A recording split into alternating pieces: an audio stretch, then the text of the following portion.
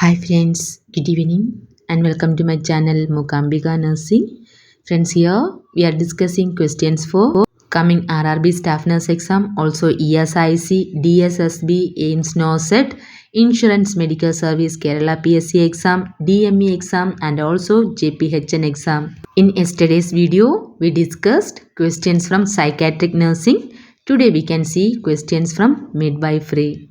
And the first question, with ordinary stethoscope, fetal heart sound can be detected earliest between dash weeks of pregnancy. Options, option A 6 to 8 weeks, option B 18 to 20 weeks, option C 24 to 26 weeks and option D 8 to 10 weeks. Question is, in which weeks of gestation we can detect fetal heart sound through an ordinary stethoscope? And the correct answer is option B, between 18 to 20th week of gestation. Through an ordinary stethoscope, fetal heartbeat can be detected between 18 to 20th week of gestation. And the next question, a nurse is aware that the best place to detect fetal heart sound in the first trimester of pregnancy is options, option A above the symphysis pubis, option B above the umbilicus, option C at the umbilicus, option D below the symphysis pubis. Question, the best place to detect fetal heart sound in the first trimester of pregnancy, that is first trimester means first 3 months. And the correct answer is above the symphysis pubis. Option A is the correct answer. At around 10th or 11th week of gestation, it is possible to hear the fetal heart sound through ultrasound. For that, we have to position the mother and the tip of the device should be placed at midline just above the symphysis pubis. So, option A will come correct. And the next question, most widely used iron preparation during pregnancy is options, option A ferrous sulfate, option B ferrous gluconate, option C ferrous succinate, option D ferrous fumarate. Which is the most common form of iron preparation during pregnancy? It is ferrous sulfate. Option A is the correct answer. Daily administration of 200 mg of ferrous sulfate along with 1 mg of folic acid is an effective prophylaxis for anemia during pregnancy. And the 200 mg of ferrous sulfate which contain 60 mg of elementary iron. Okay, here our question answer is option A. And the next question, which of the following is correct regarding iron supplementation? Options, option A take it along with milk, option B take it along with lemon juice, option C take it after food, option D take it along with water. Which statement is correct regarding iron supplementation? So correct is option B, take it along with lemon juice. Lemon juice is contain vitamin C. Vitamin C enhances iron absorption. Also we can take along with orange juice, that also enhance iron absorption. And also if iron is taking in empty stomach, that may be helpful for iron absorption. Remaining options are wrong. The next question, the uterus has already risen out of the pelvis and is experiencing further growth into the abdominal area at about options, option A 8th week of pregnancy, option B 10th week of pregnancy, option C 12th week of pregnancy and option D 18th week of pregnancy. Question is, at which week of pregnancy the uterus start to grow into the abdominal area? That is the question, and the correct answer is option C, by 12th week of pregnancy it grows into abdominal area.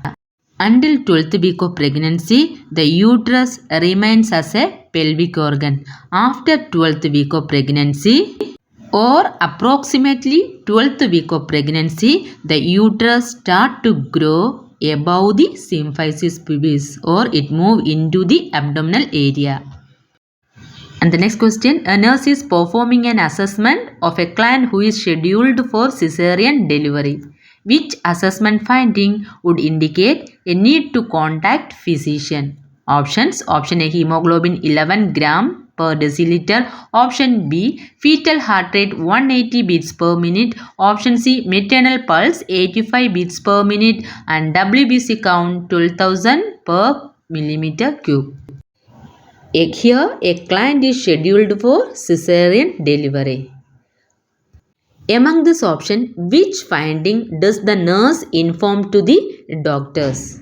Among this first option, hemoglobin of 11 gram per deciliter. During pregnancy, hemoglobin range may vary from 11 to 13. Okay, so it is a normal thing. And the second option, fetal heart rate 180 beats per minute. So fetal heart rate normal is 120 to 160 beat per minute. So if it is above 160 means we have to inform it to the doctor. Increased fetal heart rate may be a chance of fetal distress. So we have to notify immediately to the physician. Third option, maternal pulse rate 85 beats per minute. During pregnancy, the maternal pulse rate usually increases 10 to 15 beats per minute. So it is a normal thing. And last option, WBC count 12,000. During pregnancy, WBC count usually will increase. And at third trimester, it may goes up to 15,000. So that is also a normal thing. So here correct answer is option B. Fetal heart rate 180 beats per minute. And the next question, after an amniotomy has been performed, a nurse should first assess options. Option A for cervical dilation. Option B for bladder distension. Option C, the maternal blood pressure. Option D, the fetal heart pattern. Amniotomy means is an artificial rupture of the membrane and is performed to stimulate labor. Immediately after amniotomy, we have to check the fetal heart rate. So option D is the correct answer. Same, before doing amniotomy also, we have to check the fetal heart rate. And remaining options, cervical dilation and for bladder distension and maternal blood pressure, this all not first. We have to check this thing after fetal heart rate. But first thing, we have to check the fetal heart rate. And the next question, which hormone hold the pregnancy? Options, option A estrogen, option B progesterone, option C gonadotropin, option D all of this. Question, which hormone helps to hold the pregnancy? And the correct answer is, it is progesterone. Option B is the correct answer.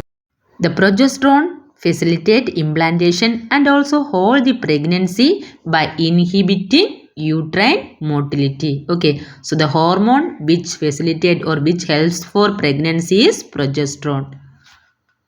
And the next question, the increase in basal body temperature after ovulation is due to options. Option A estrogen, option B progesterone, option C LH luteinizing hormone, option D gonadotropin. Here question, which hormone is responsible for increasing body temperature after ovulation? It is progesterone. Option B is the correct answer.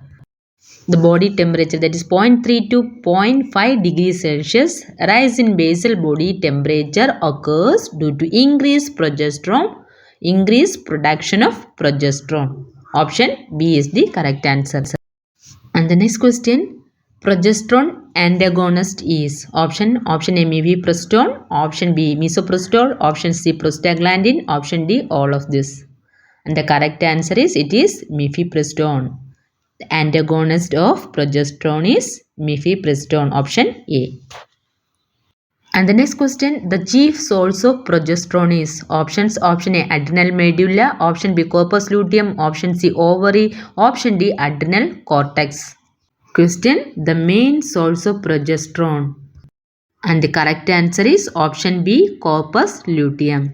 The corpus luteum which secrete progesterone, estrogen, relaxin and inhibin, which maintain the pregnancy till the development of placenta, mostly up to 12th week of gestation. And the next question, corpus luteum develops from options. Option A oocyte, option B surface epithelium, option C Graafian follicles, option D none of this. And the correct answer is, it is from Graafian follicles. corpus luteum, which develop from graphene follicles. Option C is the correct answer. And the next question, corpus luteum of pregnancy is functionally active up to. Options: option A 10 to 12 weeks, option B 6 to 8 weeks, option C 2 to 4 weeks, option D 4 to 6 weeks. Question, corpus luteum of pregnancy is functionally active up to which week of pregnancy? It is up to 10 to 12 weeks. In the previous question itself I told corpus luteum of the pregnancy which active up to the development of placenta, mostly at 12th week of gestation. So here option is there 10 to 12. So that is the correct answer, up to 12th week of gestation. Option A is the correct answer. Today we discuss questions from maternity. So in the next class we can see the next set of questions from midwifery. Thank you for watching my video. If it is useful for your studies, please subscribe my channel and share my videos to your friend circle.